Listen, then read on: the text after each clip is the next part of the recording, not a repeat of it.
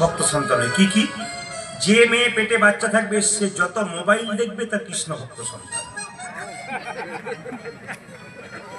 মায়েরা বলছে হ্যাঁ এইদিকে এইদিকে। আচ্ছা কিছু মনে করবেন না, পেটে বাচ্চা থাকাকালীন মেয়েরা কি করে? মোবাইল দেখে। আর ছেলে যখন হয় তখন ছেলে খালি এদিক ওদিক তাকায়। মা তখন বলে বাবারে আমার ছেলে কি তাকাচ্ছে গো, যেন টুকটুক করে তাকাচ্ছে, কি যেন খুঁজছে। ও কিছুই খুঁজে নাই, স্ক্রিন টাচ মোবাইল খুঁজে বেড়াচ্ছে।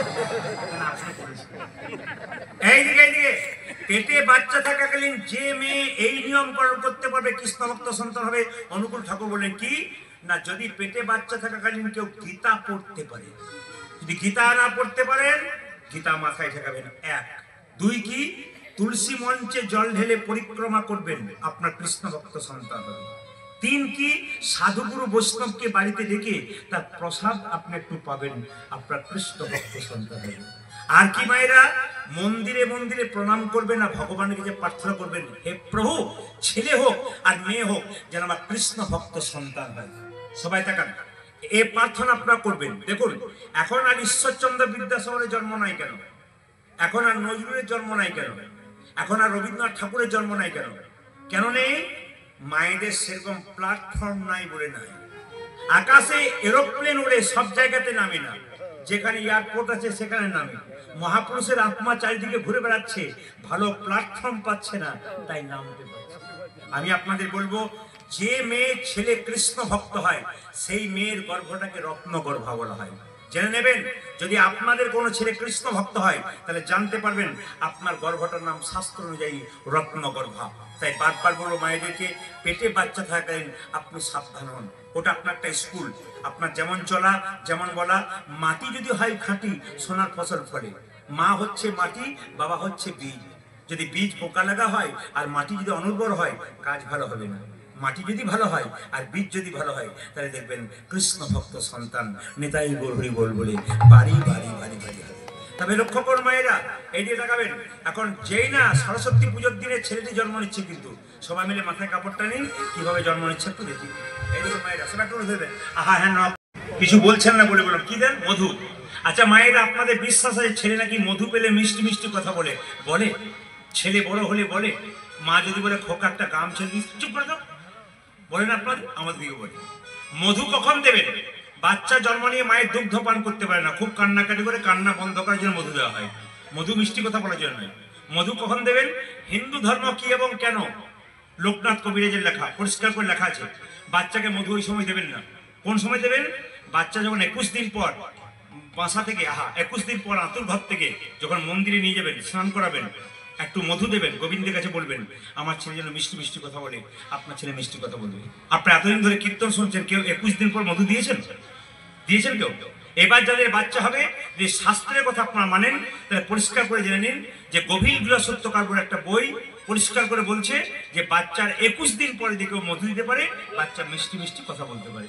আচ্ছা মায়েরা, সরস্বতী পুজোর দিন তো, একেই তো গরিব লোক, বাচ্চা ছেলে জন্ম হয়েছে, এখন মধু কেনার পয়সা নেই, তাই কি করলো? দুই কানে শোনাইল মধুর হরিনা, দুই কানে শোনাইল মধু নাইবা রইল, এই মধু দেবো। দুই কানে শোনাইল মধুর হরিনা, দুই কানে শোনাইল মধুর হরিনা, হরিনামে শোনা, হরিনামে শোনা, হরিনামে শোনা, হরিনামে শোনা, সংসারের কথা শোনার আগে হরিনামে শোনা, সংসারের কথা শোনার আগে হরিনামে শোনা, সংসারের কথা শোনার আগে হরিনামে শোনা, সংসারের কথা শোনার আগে হরিনামে শোনা, হরিনামে দেহ হলো হরিনামে শোনা, হরিনামে দেহ হলো হরি কথা শোনা, সংসারের কথা শোনার আগে হরিনামে শোনা, সংসারের কথা শোনার আগে নামময় দেহ হলো, নামময় দেহ হলো, নামময় দেহ হলো, নামময় দেহ হলো, নামময় দেহ হলো হরিনামে শোনা, দুই কানে শোনাইল মধুর হরিনা, দুই কানে শোনাইল মধুর হরিনা। সরস্বতী পুজো দিনে ছেলে হলে কি বলেন? আশীর্বাদ করো যেন ইঞ্জিনিয়ার হয়, যেন ডাক্তার হয়, যেন মাস্টার হয়। কিন্তু বাবা কি বললো? আশীর্বাদে করো মা, আশীর্বাদে করো মা, আশীর্বাদে করো মা, আশীর্বাদে করো মা। কি ইঞ্জিনিয়ার নয়, ডাক্তার নয়, যেন ভাগবতে পড়তে পারে, আশীর্বাদে করো, যেন ভাগবতে পড়তে পারে, আশীর্বাদে করো, যেন সংকীর্তন গাইতে পারে, আশীর্বাদে করো, যেন সংকীর্তন গাইতে পারে, আশীর্বাদে করো, যেন ভাগবতে পড়তে পারে আশীর্বাদে করো মা, যেন ভাগবতে পড়তে পারে আশীর্বাদে করো মা, যেন সংকীর্তন গাইতে পারে হরি হরি হরি যেন বলে, ভাগবতে পড়তে পারে হরি হরি হরি নাম বলে, সংকীর্তন গাইতে পারে হরি হরি হরি যেন বলে, ভাগবতে পড়তে পারে হরি হরি নাম বলে, সংকীর্তন গাইতে পারে হরি হরি হরি বলে আশীর্বাদে করো আজ দুই গানে শোনা দিলাম মধুর হরিনাম তুই কানে মুনি ঋষিরা বলেছেন, যারা দাদু হয়েছেন, যারা বাবা হয়েছেন, যারা মা হয়েছেন, খুব কান খুলে কথাগুলো শুনে নেবেন। শুধু কীর্তন শোনা মানে হাসি নয়, মজা নয়, আনন্দ নয়। কীর্তন শোনা মানে কিছু শিক্ষার জিনিস। বাচ্চার 5 বছর পর্যন্ত কোনো দোষ ধরবেন না, চাণক্যদেব বললেন। খেলবে, পড়বে, ভাঙবে, কিচ্ছু বলবেন না, একবারে ছাড় 5 বছর। কিন্তু যখনই আপনার ছেলে মেয়ের বয়স 5 থেকে 15 বছর হয়ে যাবে, তখন এই ছেলে মেয়েকে শাসনের চোখে রাখবেন, নইলে ছেলে মেয়ে বিগড়ে যাবে। আপনি বাবা হয়েছেন কি মা হয়েছেন, কথাগুলো একবার নোট করে নিন, হীরার মতো কথা। যদি লাগাতে পারেন তাহলে আপনার জীবনে কাজে লেগে যাবে। যারা বাচ্চা সামলাতে সামলাতে সময় চলে গেল, তাই তো এক কানে ঢুকলে এক কানে বেরিয়ে চলে গেল। যারা মন দিয়ে শুনছেন তারা বুঝতে পারছেন। বাচ্চার যখনই 5 থেকে 15 বছর বয়স হবে, আপনি মা হয়েছেন, তখন কিন্তু একবার লাল চোখে রাখতে হবে, একবার উল্টো পাল্টা করা চলবে না। তখন শাসনের সময়। যখনই ছেলে মেয়ের বয়স 16 পেরিয়ে গেল, বাবা তখন মেয়ের সঙ্গে বন্ধুর মতো আচরণ করবে, ছেলের সঙ্গে বন্ধুর মতো আচরণ করবে। মায়েরও তদ্রূপ। ছেলে যদি 15 পেরিয়ে গেছে, একবারে বন্ধু, মা ছেলে পুরো বন্ধু। মনের কথা মায়ের কাছে ছেলে খুলে বলে, বাবার কাছে বলে না, একবারে বন্ধু। কিন্তু মায়েরা কি 16 বছরে পুত্র মিত্র বদাচরিত, মানে বন্ধুর মতো সম্পর্ক। একটা কথা বলে দিই, বাচ্চাদেরকে আচার শেখান। কোনো বয়োজ্যেষ্ঠ মানুষ বাড়িতে এলে বা কোনো গুরুদেব, কোনো বৈষ্ণব মানুষ এলে, আপনি সঙ্গে সঙ্গে প্রণাম করুন। আপনার বাচ্চাকে বলুন তুইও প্রণাম কর। ছোট থেকে শেখাবেন তো ঠিক আছে। রামকৃষ্ণদেব বললেন, কচি বাঁশ যেদিকে বেঁকাবেন সেদিকে পাকবে, বাঁশ মোটা হয়ে গেলে আর পাকবে না। বাচ্চাদেরকে ছোট থেকে শেখাবেন, বাচ্চা শিখবে, বড় হলে আর শিখবে না। এই যে কিছু মনে করবেন না, বাচ্চাকে আপনার মোবাইল হাতে দিন। অনেক মায়েরা আমাদের কাছে আসে, বাবা বাচ্চাটা আমার নষ্ট হয়ে গেল। বলে কেন? এই মোবাইল ছাড়া কিছু বোঝে না, আমার খুব দুঃখ হয়, ছেলে খালি মোবাইল দেখে, আমি কি করবো বলুন তো? আস্তে আস্তে আস্তে বসান বসান। ছেলে খালি মোবাইল দেখতে চায়, আমি কি করবো বলুন তো? আমি একটা কথা বলি, আপনারা মোবাইল দেখা বন্ধ করুন, ছেলে মেয়ে মোবাইল দেখা বন্ধ করবে। যেটা বলুন হ্যাঁ কি? আপনি মোবাইল দেখতে দেখতে আপনার ছেলেকে দেখিয়েছেন, ছেলেকে শিখিয়েছেন, আজকে ছেলে দেখতে দেখতে বড় হয়ে গেল, আর আপনি বাধা দিয়ে কিছু করতে পারবেন না। তাই বারবার বলবো, এরকম মনোভাব নেবেন না যে আপনি কাজ করতে গেছেন আর ছেলে হাতে মোবাইলটা ধরিয়ে দিলেন, ভাবছি ছেলে দিদি মোবাইল দেখুক আমি কাজ করব, আপনি আবার ছেলের সর্বনাশ ডেকে আনবেন। তাই যাদের ছোট ছোট বাচ্চা আছে, যারা মোবাইল দিয়েছেন, মোবাইল কেড়ে নেবেন। আপনি দেখবেন না, আপনার স্বামী দেখবে না, ওকে দেখতে দেবেন না। আজকে আপনার খুব মজা লাগছে, ছেলেকে মোবাইল দিয়েছি, দেখছে, খুব ভালো লাগছে। ছেলে যখন বড় হবে সেদিন বুঝতে পারবেন যে ছেলে কি দশা হচ্ছে। দেখুন মোবাইলটা কাটতে যাচ্ছে ওর মা, কিন্তু মোবাইল ওর বাচ্চা দিতে চাইছে না। কেন? পাগল করে দিচ্ছে, মোবাইলটা আমার চাই। কেন? বাবা মা দেখেছে, হাতে দিয়েছে। অনেক মেয়েরা আবার আমাকে আদর করে বলে, আমার ছেলে না মোবাইল ছাড়া খাই না, একদিকে মোবাইল দেখে একদিকে খাই, নইলে খাই না। ও ছেলের হজমই হবে না। কেন বলতো? ও তো মোবাইল দিকে নজর, খাবার দিকে নজর নেই। খাবার খেতে গেলে মাথায় রাখতে হবে, খাবারের দিকে মন দিয়ে খেতে হয়। মুনি ঋষিরা বলেছেন, খাবার যখন খাবেন, যে খাবার মন দিয়ে খেতে হয়, একদিকে মোবাইল দিকে তাকাবেন, একদিকে খাবার খাবেন, তা বললে হবে না। এইদিকে এইদিকে এইদিকে মন দিয়ে শুনে নিন। স্ত্রী যদি কৃষ্ণ ভক্ত হয় আর স্বামী যদি না হয়, স্ত্রী পারে স্বামীকে কৃষ্ণ ভক্ত তৈরি করে দিতে, কিন্তু স্বামী যদি কৃষ্ণ ভক্ত হয়, স্ত্রী যদি না হয়, স্ত্রী যদি হব না বলে, স্বামীর ক্ষমতা নাই স্ত্রীকে কৃষ্ণ ভক্ত করবে। এই জন্য আমি বারবার বলবো, মায়েরা কৃষ্ণ ভক্ত হন। আমি একটা প্রমাণ দিয়ে দিই, যারা নবদ্বীপ মায়াপুরে গেছেন, শিল প্রভুপাদের ছবি দেখেছেন? শিল প্রভুপাদের মূর্তি দেখেছেন তো? নবদ্বীপ মায়াপুরে যাবেন, ন্যাড়া মাথা শিল প্রভুপাদ। উনি বিশ্বে বিশ্বে হরিনাম প্রচার করলেন, ওনার স্ত্রী কিন্তু হরিনাম করলেন না। উনি একতলার নিচে ক্লাস করতেন হরিনামের, আর ওনার স্ত্রী ওপরে বসে দিব্যি পায়ের ওপর পা রেখে চা খেত। একদিন ওনার বইপত্র সব বিক্রি করে দিলেন। কে? ওনার স্ত্রী। কার কাছে? না পাইকারদের কাছে, যারা রাস্তা দিয়ে যায় না, ফেরিওয়ালা, ওদেরকে বিক্রি করে দিলেন। জিজ্ঞেস করলো, আমার বইগুলো কই? বলে বিক্রি করে দিয়েছি। কি করেছো? বিক্রি করে চা কিনে খেয়েছি। সঙ্গে সঙ্গে প্রভুপাদ জিজ্ঞেস করলো, তুমি কাকে চাও, টি অর মি? চা চাও না আমাকে চাও? তখন তার স্ত্রী বলল, tea not you, tea not you, আমি চা চাই, আমি তোমাকে চাই না। শিল প্রভুপাদ সেদিন থেকে তার স্ত্রীকে ত্যাগ করলেন। তার মানে বুঝতে পারছেন তো, স্ত্রী যদি বেঁকে যায় হরি কথায়, স্বামীর ক্ষমতা নাই স্ত্রীকে সোজা করতে পারে। কিন্তু স্ত্রী যদি কৃষ্ণ ভক্ত হয়, স্বামী যদি বেঁকে যায়, স্ত্রী সোজা করতে পারে। একটা দামি কথা বলে যাই, একজন স্ত্রী হলো একজন স্বামীর মানসিক রোগের ডাক্তার। যে যেখানে বসে আছে মন দিয়ে শুনবেন, একজন স্ত্রী হলো একজন স্বামীর মানসিক রোগের ডাক্তার। স্বামী যদি করে কি লাভ আছে? মায়েরা, আমাদের সামান্য তরকারি গন্ডগোল হয়ে গিয়ে লঙ্কা কাণ্ড বানিয়ে দেয় অনেকে। স্ত্রীদের ভুলগুলো দেখলে হবে না। স্ত্রী যেমন ভালো কাজও করতে পারে, ভুল যদি হয়ে যাবে মানতে হবে। স্বামী স্ত্রীর সম্পর্ক কিন্তু পাকাপাকি হতে হবে, একবারে পাক্কা জেনে। স্বামী যদি স্ত্রী যদি চোখ হয়, স্বামী হবে হাত। তাকান, স্ত্রী যদি চোখ হয়, স্বামী হবে হাত। চোখে যদি জল পড়ে, হাত স্বামী তার জল মুছিয়ে দিবে। আর হাত যদি ব্যথা পায়, চোখ কাঁদবে। আর চোখ যদি কাঁদে, হাত তার জল মুছিয়ে দিবে। আবার স্বামী স্ত্রীর সম্পর্ক কেমন? দাঁত এবং জীবের মতো। দাঁত এবং জীবের মতো। দাঁত হলো স্বামী, জীব হলো স্ত্রী। মনে রাখবেন, স্ত্রী কোনোদিন স্বামীর আগে যাবে না। যে সংসারে স্বামীর চাইতে স্ত্রীর গলা উঁচু, সে সংসারে শান্তি নেই। পাক্কা কথা। যে সংসারে স্বামীর চাইতে যে স্ত্রীর গলা খুব উঁচু, যে সংসারে কিছু মুরব্বীপনা করবার জন্য স্ত্রী আগে এগিয়ে যায়, জানবেন সে সংসারে শান্তি কোনোদিন থাকবে না। স্বামী যেমনই হোক, তাকে আগে যেতে দিতে হবে, তাকে আগে বোঝাতে হবে। কেন?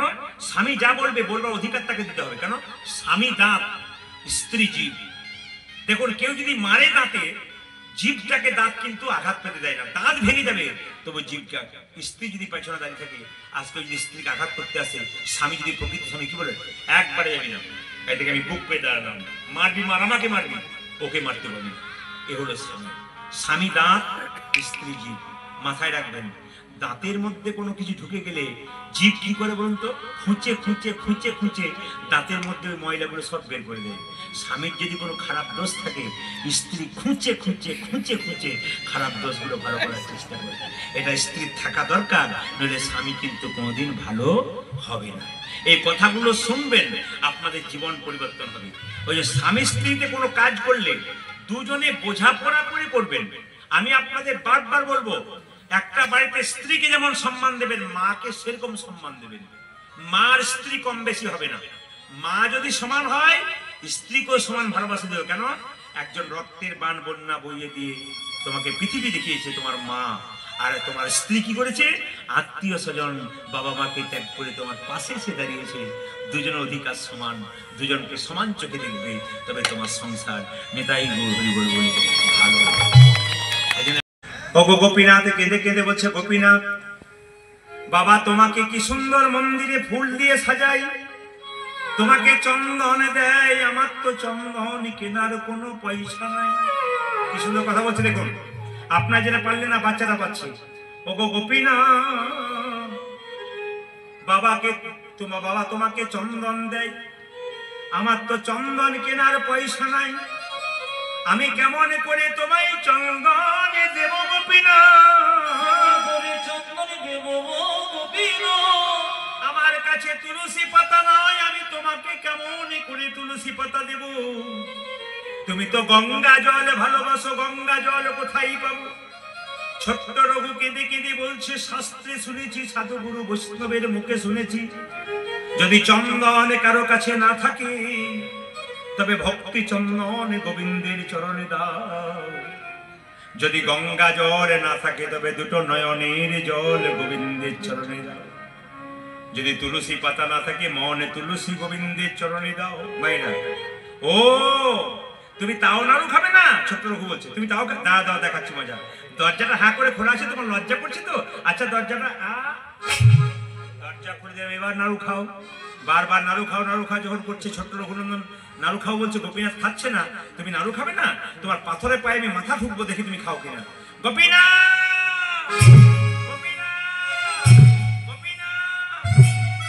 রক্ত আর চোখের জলে মন্দির ভেসে যাচ্ছে। পাথরের গোপীনাথ মনে মনে ভাবছে, রঘুরে ভক্ত আমায় সোনার থালায় রূপোর থালায় পায়ে এসে দেয়, তোর মতো চোখের জলে ভেসে কেউ আমায় এমন করে নাড়ু দেয় না। আমি যদি একটা নাড়ু না খাই, আমি যে গীতাতে প্রতিজ্ঞা করেছি, পত্রং পুষ্পং ফলং তয়ং যৌমে ভক্ত প্রযচ্ছতি তদহম পরিহিতমস্মানি প্রদাত্মম, কেউ যদি ফুল দেয় আমি তাই গ্রহণ করি, ফুল না পেয়ে যদি পাতা দেয় আমি তাই গ্রহণ করি, পাতা না পেয়ে যদি কেউ গঙ্গা জল দেয় আমি তাই গ্রহণ করি। তুই আমাকে চোখের জলে এতগুলো নাড়ু খাওয়ালি, আমি যদি একটা নাড়ু না খাওয়াতে পারি গীতাই যে আমার প্রতিজ্ঞা রবে না। আমি যে গীতাই প্রতিজ্ঞা করেছি, যে যথামাং প্রবর্তন্তে তংস্তদৈব ভজম্মহাম মম বত্মানুবর্তন্তে মনুষ্য পার্থ সর্বস্ব। যে আমায় যেমন ভাবে ভালোবাসে আমি তাকে তেমন ভাবে ভালোবাসি। পেছন থেকে পাথরে গোপীনাথ বলে উঠলো, রঘুনন্দন নারু দে দে দে, রঘুনন্দন নারদে রঘুনন্দন নারু দে দে দে, রঘুনন্দন নারদে রে গোপীনাথ নারু খাও, গোপীনাথ নারদা গোপীনাথ নারু খাও, গোপীনাথ নারু খায়। পাথরের গোপীনাথ পরপর সব নাড়ু খেয়ে নিচ্ছে। রঘু বলছে তুমি তো বাবার হাতে এত নাড়ু খাও না, আমার হাতে নাড়ু এত খাচ্ছ কেন? পাথরের গোপীনাথ কেঁদে কেঁদে বলে, সবাই আমায় ডাকেনি রঘু, তোর মতো এমন করি চোখের জলে ভেসে কেউ ডাকে না, আমায় চোখের জলে ভেসে কেউ ডাকে না, চোখের জলে ভেসে কেউ ডাকে না, চোখের জলে ভেসে কেউ ডাকে না। মন্তে তোকে সবাই ডাকে, চোখের জলে ভেসে কেউ ডাকে না। আমায় বন্দে তোকে সদা আমার চোখের জলে ভেসে হৃদয় গৌর হরি বল। উদারে মন্ত্রে তোকে সবাই ডাকে, উদারে মন্ত্রে তোকে সবাই ডাকে, উদারে মন্ত্রে তোকে সবাই ডাকে। মায়েরা, যেই না পাথরের গোপীনাথ বলেছে দে আমায় দে, পাথরের গোপীনাথ সব নাড়ু খেয়ে নিয়েছে। যা তুই সব নাড়ু মায়ের কাছে নিয়ে আবার নাড়ু দিবি।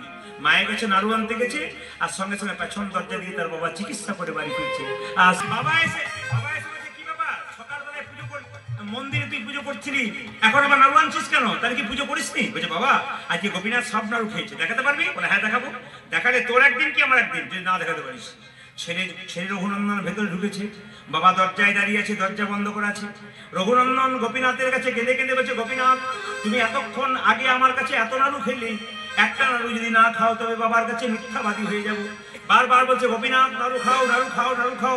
গোপীনাথ যখন নাড়ু খাচ্ছে না, তখন গোপীনাথের গলাতে যে উন্নিটা ছিল ওটাকে আত্মহত্যা করবে বলে যে এটা গলায় দই নিতে গেছে, পাথরে গোপীনাথ মনে মনে ভাবলো রঘুরে, কেউ যদি আমার মন্দিরে আত্মহত্যা করে তবে আমাকে বিপদ বাড়ানোর মতো শুনে কেউ বলবে না, যদি বিপদে পেলে বাঁচাতে না পারি। তাই পেছন থেকে বলো রঘুনন্দন রঘুনন্দন নাড়ু দে, রঘুনন্দন নারদে রঘুনন্দন নাড়ু দে, রঘুনন্দন নারদে গোপীনাথ নাড়ু খাও, গোপীনাথ নারদা গোপীনাথ নাড়ু খাও, গোপীনাথ নারু খায়। যেই না বলেছে গোপীনাথ নাড়ু খাও, নাড়ু খাও, আর রঘুনন্দন নাড়ু দে, বাবা যেই না দরজাটাকে খুলেছে অমনি পাথরের গোপীনাথ নাড়ু খাচ্ছিল, অর্ধেকটা পাথরের হয়ে গেছে।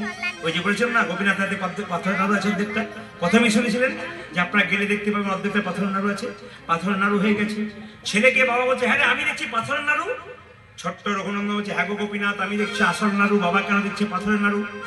ছোট্ট রঘুনন্দনকে গোপীনাথ বলছে শোনে রঘু, এই জগতে মানুষের যখন জন্ম হয় তখন দুটো চোখ হয়, একটা ডান চোখ একটা বাম চোখ। সাধুগুরু বৈষ্ণবের কি পাই গুরুদেবের কাছে মন্ত্র নিয়ে একটা চোখ হয়, সেই চোখটার নাম জ্ঞান চক্ষু। তোর যে জ্ঞান চক্ষু দিয়েছে তোর বাবার এখনো হয় নাই, তুই তোর হাতটা তোর বাবার মাথায় দে, দেখবি দেখতে পাবে আমি নাড়ু খাচ্ছি। পিতার পুণ্যে পুত্রের উদয় আমরা জেনেছি, কিন্তু আজকে দেখিয়ে দেবো যে পুত্রের পুণ্যে পিতার উদয় হয়।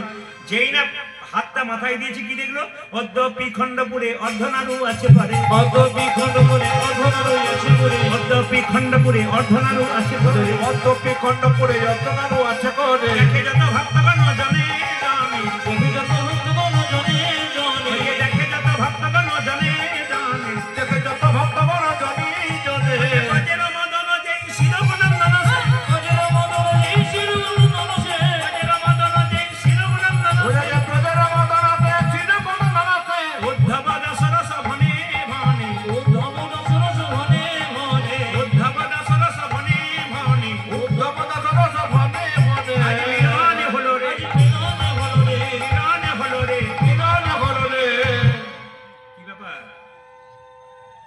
আপনার বাড়ি যাবেন না নাকি?